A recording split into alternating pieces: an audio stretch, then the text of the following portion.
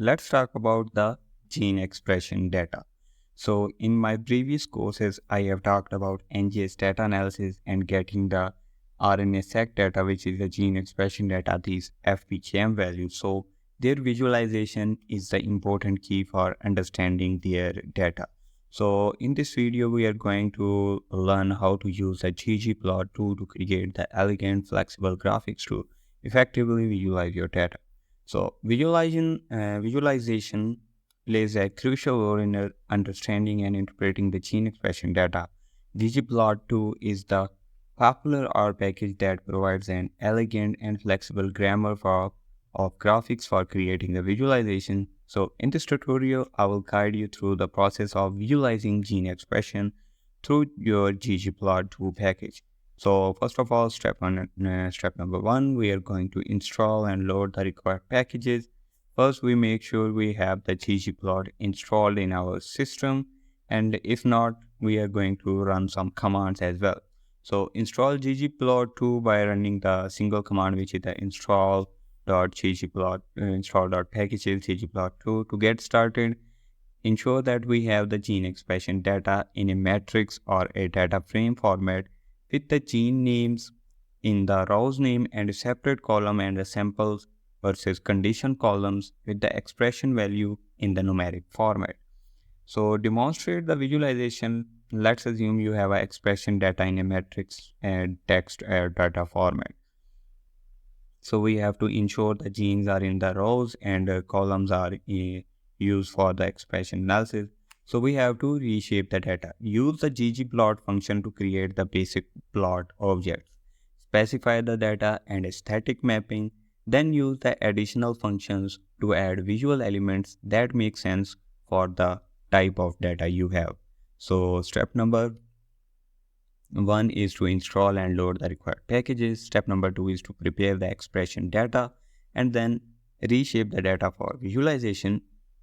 Here's the step number three. Moving on, step number four is to create the graph, a plot, which is a ggplot function, and then add the visualization element and then customize the plot appearance. That is the sixth step procedure.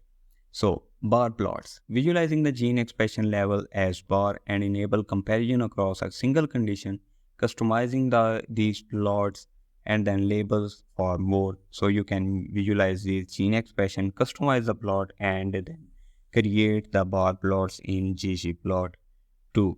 So after that, we have to move to the inline plots. Yes, use the line plots to visualize the gene expression trends over different conditions and identify any pattern or outlines. Customize the plot to suit your needs and adjusting the colors, label titles as you need. So we can visualize the expression trends, customize the plot appearance and identify the patterns. After that, we can use the box plot as well to detect the variability and modify the labels. So go beyond the basics with the executive customization such as Excel title, ligands, shades, error bars, and annotations. Learn more about the ggplot2 documentation and uncover different options to suit your customization needs. So we can use the ggplot2, which is a very powerful tool for analyzing your data and giving them visualization. We can use this to explore the documentation, and we can easily add error bars and annotation to our visualization. Once you are satisfied with your visualization, save an image, ggsave function, and choose the different file formats to and the resolution you fit to need according to your own need. So ggsave is to finalize your work and choose a different format and resolution you need to. So concluding this, ggplot2 is an essential tool for creating data visualization for gene expression data. By following a series of ways to understand, it's easy and very easy to understand. You can create stunning plot, add visual element, customize appearance, and much more. Experiment with the ggplot2 to create the informative and insight-packed graphs. So introduction and recap is easy to understand, and then customization and stuff like that. So we move on to our studio, and here is to script the visualize the gene expression data. So where we got these gene expression data? So we got the gene expression data from this geo database website. So sorry for that. So here we can see that in our gene expression omnibus, we can search for the sample that we just copied and pasted it here and search for it. Then we can get the identification of 5 cytotoxicity related genes involved in the progression of breast cancer. So here is the data. Here is the FPKM values that we're going to use. Don't worry, I'm going to upload these files as well. So FPKM values file is here. Here you can see these FPKM values. Here you can see the okay, that's not it. So here we can see the genes, gene IDs, and then here we can see the sample rates that are defined here. So here is the column data. Here are the rows of the genes. So let's move on to visualize this by using the ggplot2. So first of all, I'm going to load my, so cannot change the working directory. Okay. Error in setting directory. Okay, there is an error in my directory. I think I changed the name of the directory.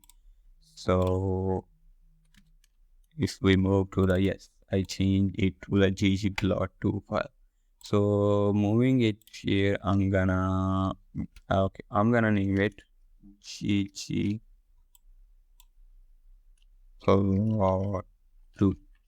If we see, yes, so directory is set now, tidyverse and ggplot is being loaded, and then read the file. Cannot read the file, there is no file as metadata.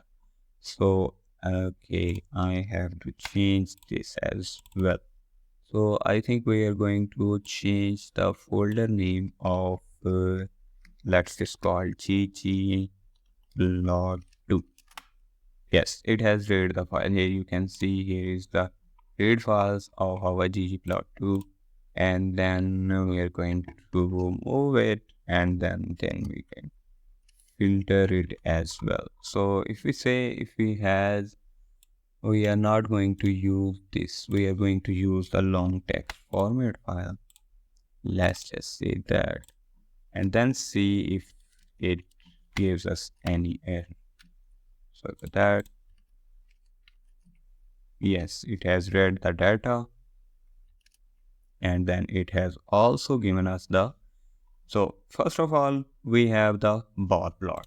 So here we can see, if we zoom into this, okay, sorry, if we zoom into this, here we can see the cancer samples. Here you can see CA samples, and here is the FPKM value base, and here is the sample base.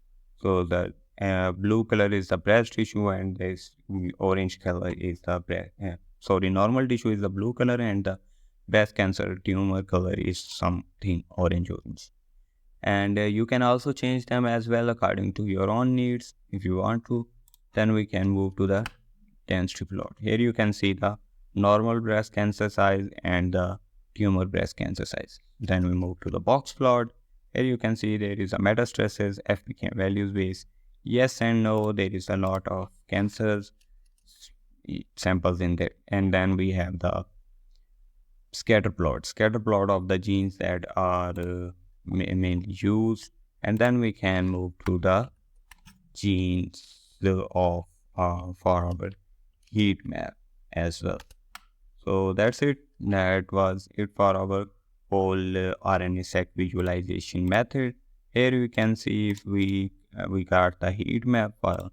If you can open with the Adobe Reader, here you can see we have these genes of interest, which are the TPM5, MCN, BRC2, BRC1, and ALK.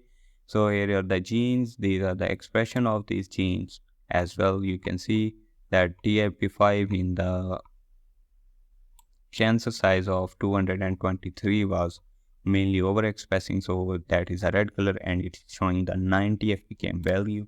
So that is it for the visualization of method. Here we get our data. So don't worry about the code. I'm going to upload this code on my GitHub repository. You can follow me there, and I'm going to give you a link as well. So that's it for the RNA-Seq visualization and data. And if you guys have any question and want to learn, want something out of this, want to get me some analysis done, or you want to contact me, You can also contact me on my GitHub page. Also can contact me through my mail in my Udemy inbox and things like that. So thank you so much for being here, and I hope I see you in the next video.